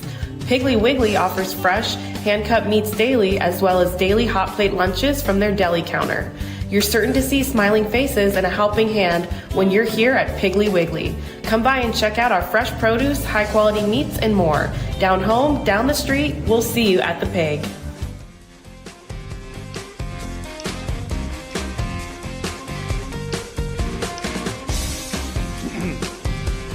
Wild and Wacky Wednesday here on Main Street Sports Today, presented by the Tennessee Orthopedic Alliance of Columbia. That's Chip Walters sitting in for Wade Neely.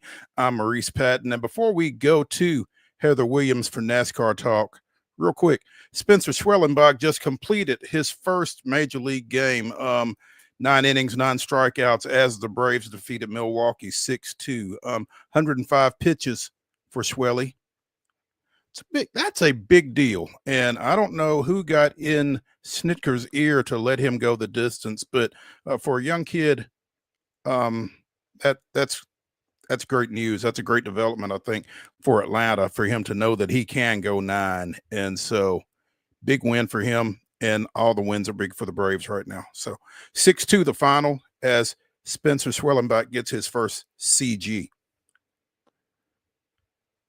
With that, we will turn it over to Heather Williams, our NASCAR analyst from WCYB-TV out of Johnson City. Heather, good afternoon.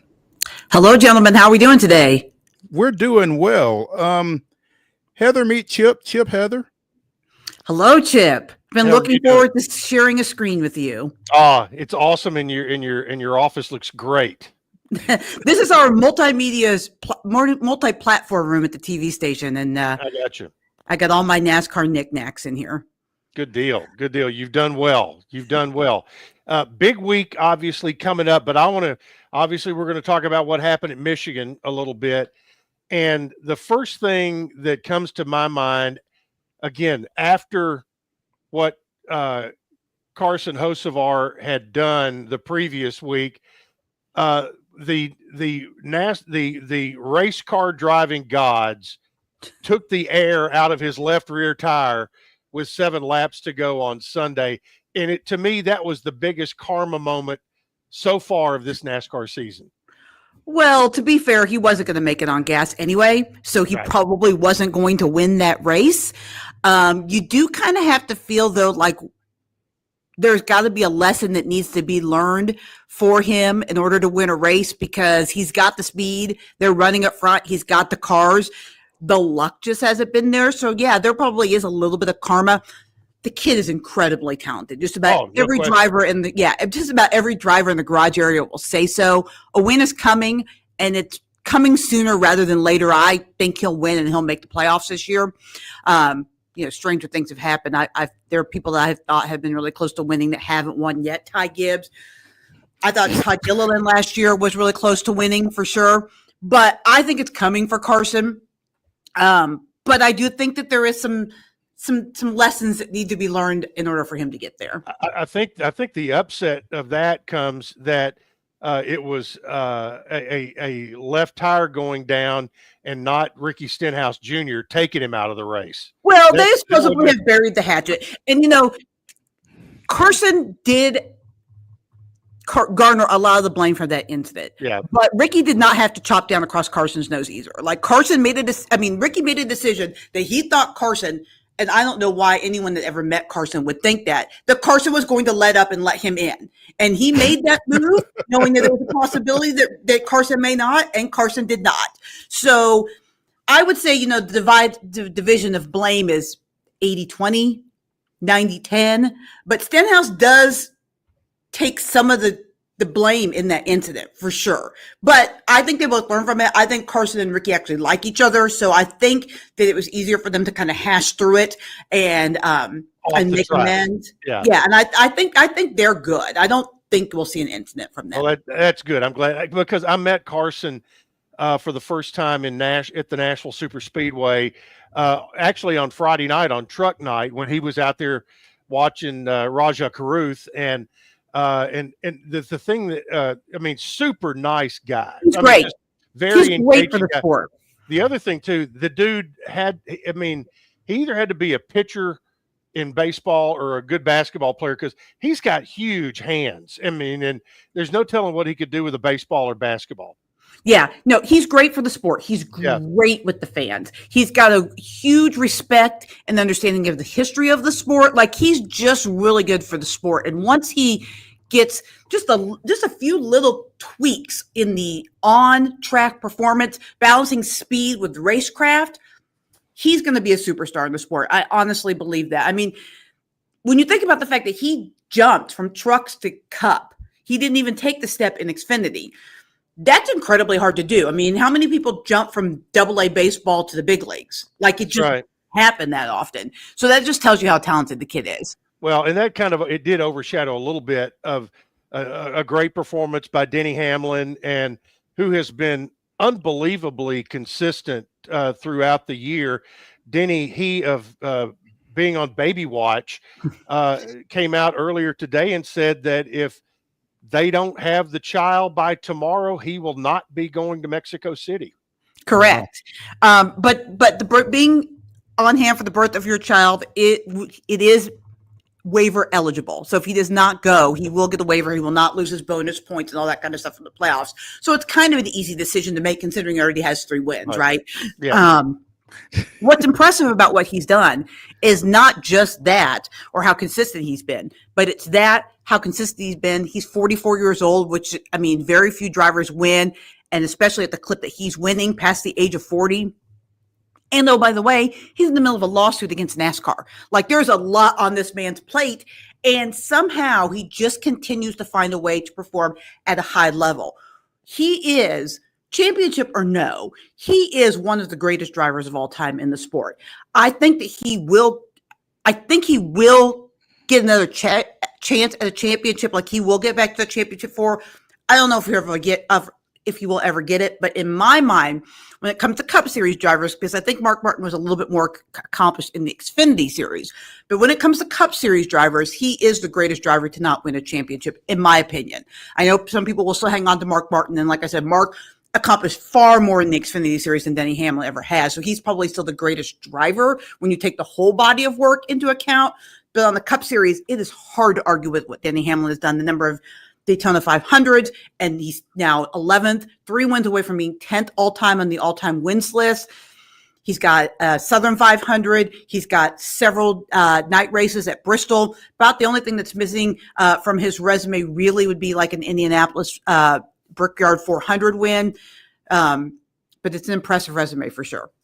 You know, I was just getting ready to say, Heather, the win for Denny Hamlin was some much needed good news for 2311, I would think. Yeah, they don't feel like that they're in that bad of a spot really yet, because this was just a stay. This was just a stay, and they've got an appeal pending to see what's going to happen for the rest of the year. So they're not out yet, but it certainly wasn't the news they want, because if they're forced to run the rest of this year as an open team, they could lose sponsors, and they could also lose drivers at the end of the year, both them and Front Row Motorsports, because I know Tyler Reddick, I think Riley Herbst, and I think Todd Gilliland for sure have clauses in their contracts that say that they don't have to adhere to their contract if they're an open team, so they could bolt at the end of the year. And obviously out of that group, the big blow would be Tyler Reddick. Like 2311 does not want to lose him. He's top 5 driver in the garage area. What is Bubba's situation along those lines? He just re-signed, and I do not know if that clause is in his new contract. I haven't seen his name come up, and I'm guessing since he re-signed with all this going on that clause probably isn't in his contract, but I don't know that for sure. You know, you mentioned Ty Gibbs. He finished 3rd at Michigan this past weekend. It was Hamlin, Chris Buescher, Ty Gibbs, Bubba Wallace, and Kyle Larson. Trackhouse's Ross Chastain finishing 6th. But what were your thoughts regarding the race aside from Denny this weekend? Incredibly entertaining race. Lots of comers and goers. There was drivers on multiple fuel strategies. So the top 5, 10, 15 got mixed up quite a bit. Impressive weekend for Roush Fenway Keselowski Racing. All 3 cars finished in the top 10. Much needed top 10 for Brad Keselowski, especially because he's had a miserable season. Much needed top 5 for Ty Gibbs, who a year ago you thought he was on the verge of his first win. This year he's been pretty much out to lunch for a lot of the year. So, and he did have a crew chief change. He has a brand new crew chief. His crew chief from last year is now Denny Hamlin's crew chief. So, Ty's kind of breaking in a fresh crew chief.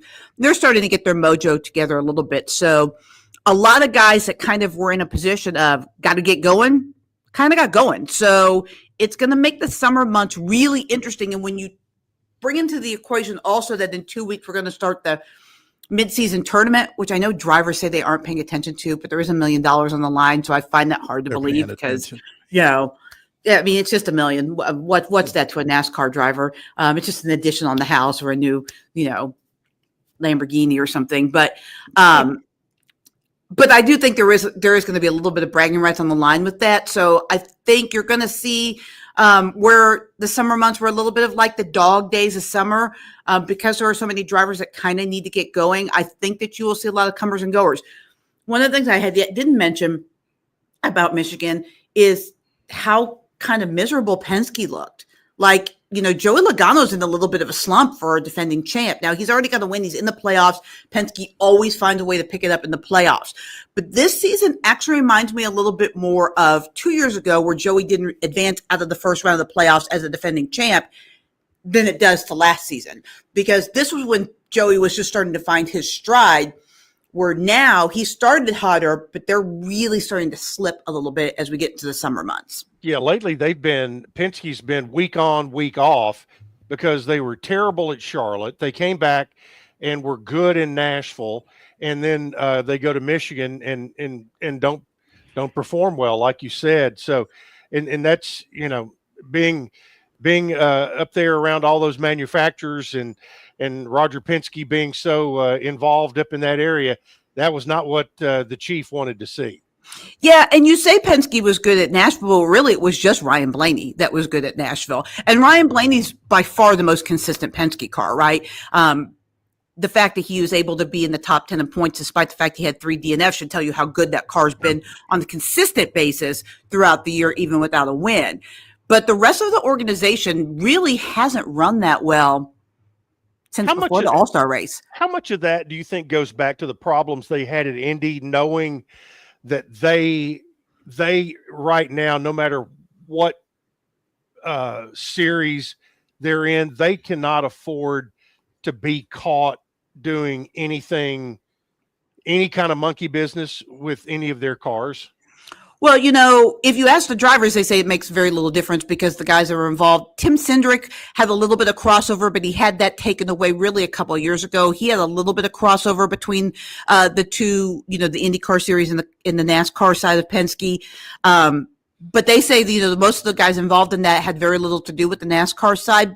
But I do think there are more eyes on Penske as a whole because of the cloud of cheating that is over the IndyCar side of it.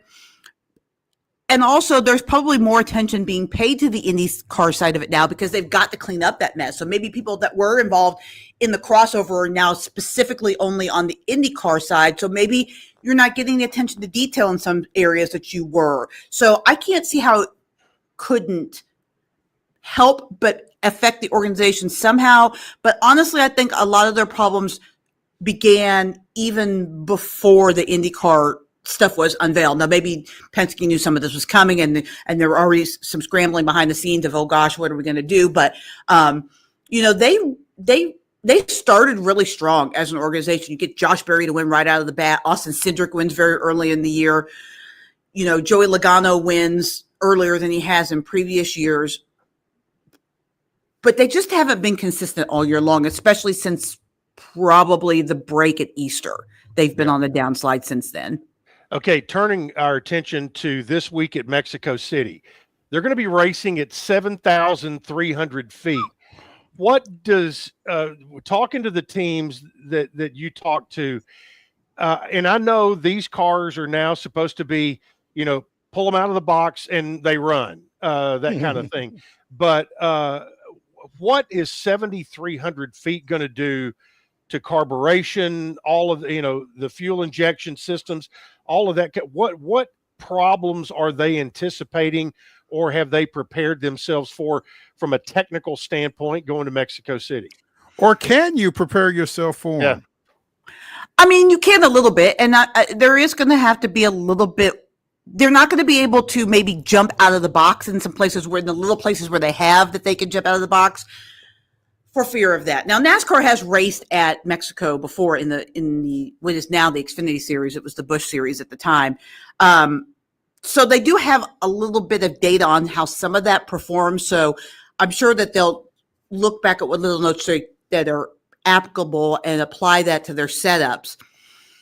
But there could be, more of an opportunity for failures. There's going to be definitely more of an opportunity for driver fatigue. Now, I sat on a call today with Zane Smith with a bunch of NASCAR media members, and he says that he hasn't done anything to prepare himself differently. But, he said, but I'm probably going to be exhausted when I get out of the car because, the higher up you go in elevation, the less air there is and, less oxygen. Racing on top of Pikes Peak is not the same as racing, on Virginia Beach. Like, it's just not. So, I would say that driver fatigue and lack of focus and performance on that is probably going to be more of an issue than the cars, because there are things that they can do to prepare the cars and set the cars up a little bit differently to counterbalance that.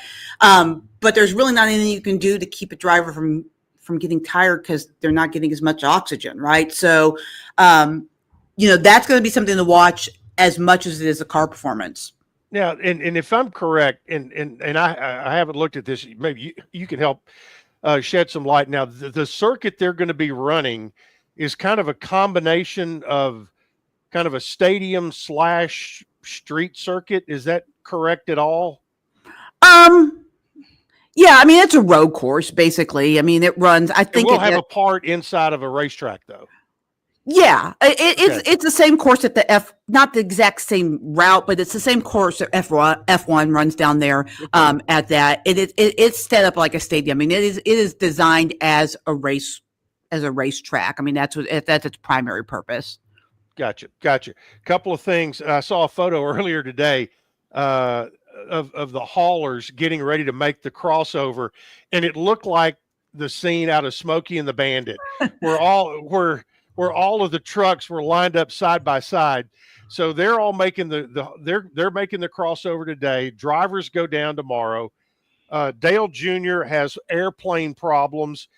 His plane is in Singapore and can't get out. So we've got all that going, and plus we're going to have our 4th broadcast on the Amazon Prime, which I want to give a huge thumbs up to Adam Alexander. And he is terrific. Yeah, he's great. And Dale Jr., Steve Letarte are so good. And then Danielle Trotta, Corey LaJoy, and Carl Edwards is a superstar, especially in the post race. You know, he is so good at guys who didn't win when they come up there on this extended post game show, of making them feel, hey, buddy, you did okay, you know. And I think their coverage has been fantastic, although they, as an entity, can do it a little different. You don't have hard out times and all that kind of stuff. When you're streaming, you can go as long as you need to be, much like this show. And but you can also cut it off if you need to. But I think it's been terrific. Yeah, no, they've done a really good job of taking advantage of the fact that they're streaming, and they basically have no guardrails really. They can do whatever they want. They don't do full size commercials because they don't have to have that revenue because they're getting revenue from other places, being Amazon. They drink beer on the post game show, right? But they also did a really good job of going out and poaching, especially in the booth and on the pre-race and post-race show. Not that the pit reporters aren't amazing, but they're basically the same pit reporters we have for other things. But they've done a really good job of finding the absolute best people at the top of the game in those positions. With Alan Bestwick not calling play-by-play in NASCAR anymore, I believe that Adam Alexander is the best play-by-play guy out there in NASCAR at the moment. I cannot believe that Danielle Trotta has gone so long without working in TV, in racing. Because, you know, a lot of people look at Danielle and say, well, she's gorgeous. That's why she got her job. But she is very, very good at her job and very knowledgeable with her job. And she does a really good job of steering the ship and keeping everything coming and going and flowing and on task and tossing to, you know, 2 guys that are sitting next to her in the pre-race show and post-race show that have never done this before. And so keeping them guided and focused and keeping things going as smoothly, that's an art. That is very difficult to do. And then 2 guys that know the sport very well. One that was in a car this year, and Corey LaJoy, that can give a perspective that other guys just can't give because he's been in a race car. You can say what you want about his performance, but he's been out there this year. He knows what it's like. And then one of the best to ever do it, Hall of Famer Carl Edwards, who is a great personality on top of it. So they've just done a really good job of getting the best of everything that's out there for NASCAR. I would not be sad at all if they took over more of the coverage in the future. I think it's just been incredible. Now, selfishly, I want more races on Fox and NBC because that's where I work and, of course, helps pay the bills. But from a fan standpoint, from a coverage standpoint, they've been amazing.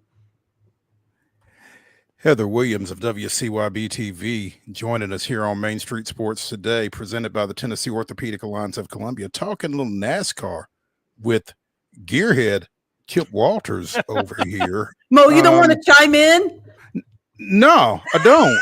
I am the only thing I can do at this point is show you just how little I know, and I've already told you that, so it comes as no surprise. What I didn't know was just how immersed this guy was. Might just start bringing the 2 of y'all on Wednesday, and I'll dip out. I don't know. The one thing, going back to Michigan for just a second, that I did want to mention, good weekend for Trackhouse. I saw, you know, Ross Chastain finished 6th, but also Van Ginsberg finishes 18th, and Suarez 14th. So they had to be pretty pleased with 3 top 20 finishes, I would think, right? Yeah, for sure. And especially for SVG, it has taken him a long time to find his footing on the ovals. It's so different than what he's used to doing. But slowly you can see the improvement in performance on the ovals. And I think, as his performance lifts up, I think it kind of lifts the whole group, because you can start to then spread the resources out more equally. I think a lot of emphasis this year early on has been on getting SVG up to speed, and maybe the other two teams aren't getting the attention they need on fixing some of the issues. I talked to SVG and I talked to Daniel Suarez both in the last month, and they're really concerned about qualifying. And that's been a real issue, but they haven't really been able to fix it. So now that they're running better, now they can really focus on, okay, how do we unload better, right? Because their better performances have been in the 1.5-mile, 2-mile tracks, longer race tracks. Coke 600 they won. Michigan's a long race where you can really kind of tweak and tweak and tweak and tweak and tweak and fix the car over the long haul. Well, that's great. So now they know where they need to be. How do they unload that way? So now that everybody's performance is better and more consistent, now let's work on starting up front and starting that way so we can have even better finishes where it becomes, we're not all in the top 20. Now we're all in the top 15. Oh, now we're all in the top 10. I almost fell in my chair. Now we're all in the top 10. So that's really where the focus for track is now. It's a much needed improvement, and they're absolutely headed in the right direction. The Viva Mexico 250 Sunday from Autodromo Hermanos Rodriguez in Mexico City. Thank you. You can see it on Amazon Prime. You can hear it on MRN and Sirius XM. Channel 90. At 2 o'clock our time. Channel 90? Channel 90? Yep. On Sirius, yes. On Sirius, yes. There we go. Heather Williams of WCYB-TV dropping knowledge on us along with Chip Walters here on Main Street Sports Today, presented by the Tennessee Orthopedic Alliance of Columbia. Heather, we appreciate it. I take it you're not going to Mexico City. Man, I would love to. I don't even have a passport at the moment, so no, I will not be going to Mexico. I had Mexican for lunch, if that helps. So there we go. Heather, we appreciate you. We'll see you next week. We'll see you guys. See you. All right. Let's take a break here on Main Street Sports Today, presented by the Tennessee Orthopedic Alliance of Columbia. When we come back, it is Wild and Wacky Wednesday. We'll be closing out the show with some of the weirdest, wildest, wackiest, and most wondrous news from across the globe. And I'll give you 3 guesses where we're going to start. Hint, it's close to home. Stay tuned.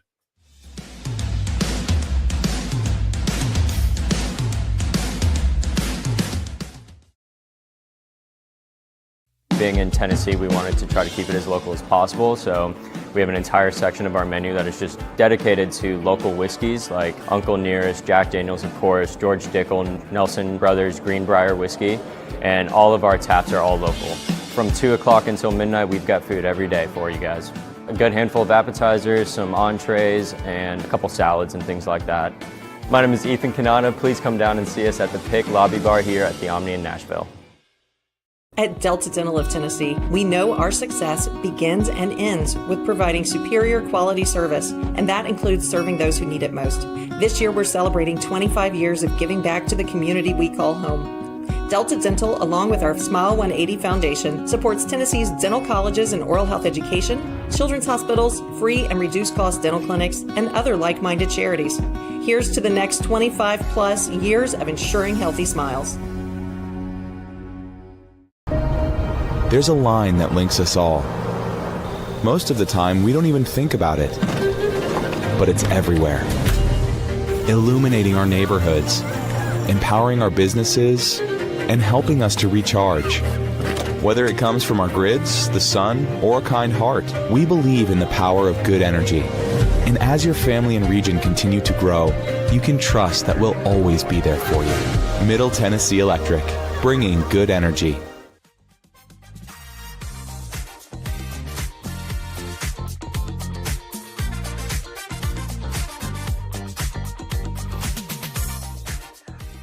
It is Wild and Wacky Wednesday here on Main Street Sports Today, presented by the Tennessee Orthopedic Alliance of Columbia. That is Chip Walters. I'm Maurice Patton, and it's the final segment of the show, which makes it time for Wild and Wacky Wednesday, the weirdest, wildest, and wackiest news from across the globe and Rutherford County, because Ed the zebra is back. Well, has been returned to his owners after what, There 10 he is. days? 10 days on the lam, basically.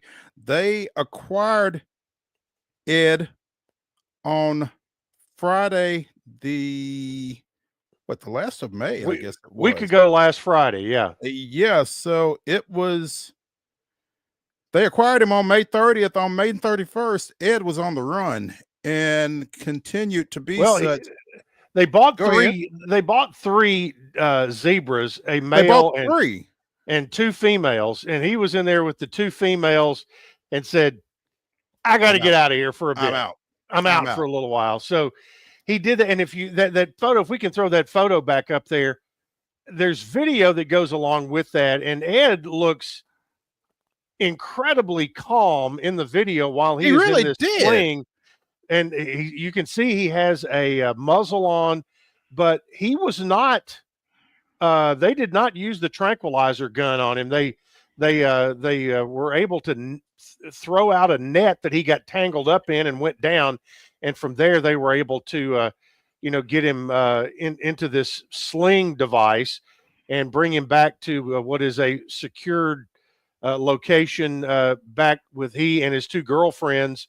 And the folks who own him are selling he and the other two, or they will no longer be in the zebra business. So, and I think that's fantastic. But it was unbelievable how in this county and in throughout the mid-state, how that story, how people latched onto it. It was a happy story. It was, for the most part, it was kind of Free Willy on four hooves, and people just kind of, it was because it was also just so odd. It wasn't like, okay, a cow got out in Christiana and is roaming around, because that happens every week. No, a zebra got loose in Christiana, and now he is back in captivity, and so it's been quite the story, and we'll still have some after effects. Oh, without question, because you can find memes all over the place. I think my favorite one was of him at the celebration arena for the walking horse celebration. I'm not sure that you can teach a zebra the big lick, but he was in a halter class. If I saw that meme, he didn't have to hit the big lick. He just had to stand still in the halter, like he was in that photo. But I'll admit, I went on I don't know, Gemini or something, and said, "Hey, put me together a photo of a zebra doing something." And sure enough, it generated it, and it didn't take long.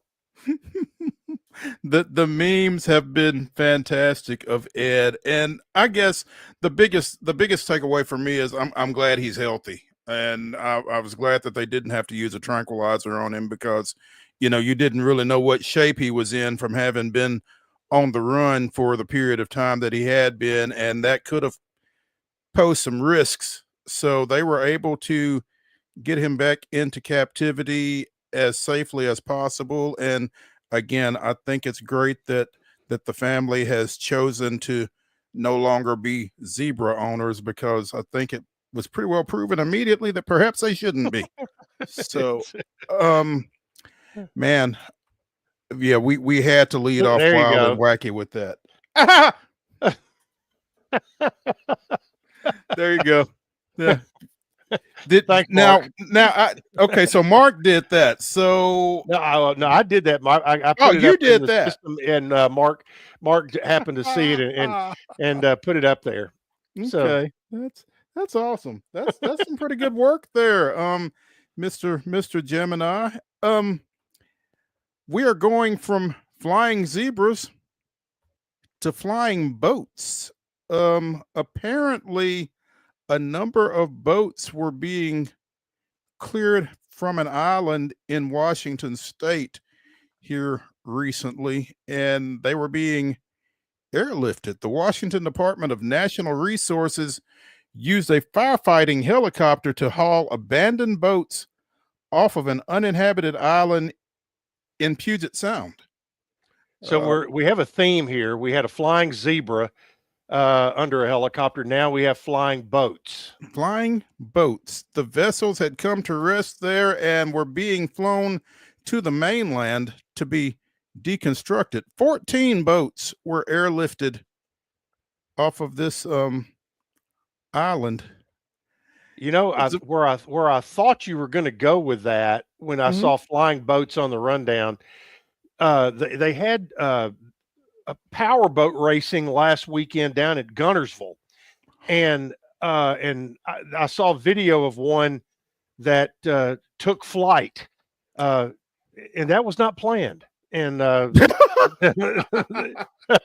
yeah, that would have been a fit for Wild and Wacky. Yeah, boats flying that aren't supposed to be. I mean, this was all apparently planned. The state agency opts to airlift boats when towing them would disrupt the marine bed or surrounding environment too much. So, yeah, they were intentionally lifting these boats up and away. So, but it had to be wild to just look up and just see a boat coming up out of nowhere.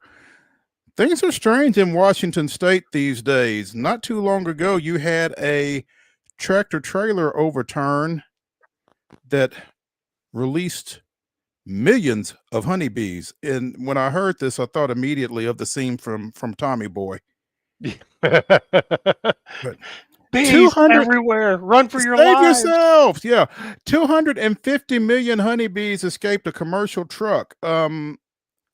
70,000 pounds of honeybee hives were in this truck when it rolled over near the Canadian border. The turn was tighter than the driver realized. He rolled the truck over into a ditch. Deputies, county public works employees, and several bee experts responded. And apparently they just set up shop there, tried to allow the bees to get back to their hives, find the queen bee. And the idea was to save as many bees as possible. They had more than 24 beekeepers to show up to help with the rescue. So, man. Yeah. I definitely would be steering clear of that area. I'm not trying to get literally. Stoned. Yeah. Literally. Yes. Didn't mean to do that, but sometimes you get lucky. In Costa Rica, finally, 5 capybaras, crack cocaine, and marijuana were seized when a vehicle fleeing on a highway was caught. Costa Rican police came up with this seizure. Capybaras are semi-aquatic relatives of guinea pigs, but they are not native to Costa Rica. And they're much bigger than guinea pigs. They are much bigger than guinea pigs. Yeah, that's kind of wild that they are relatives.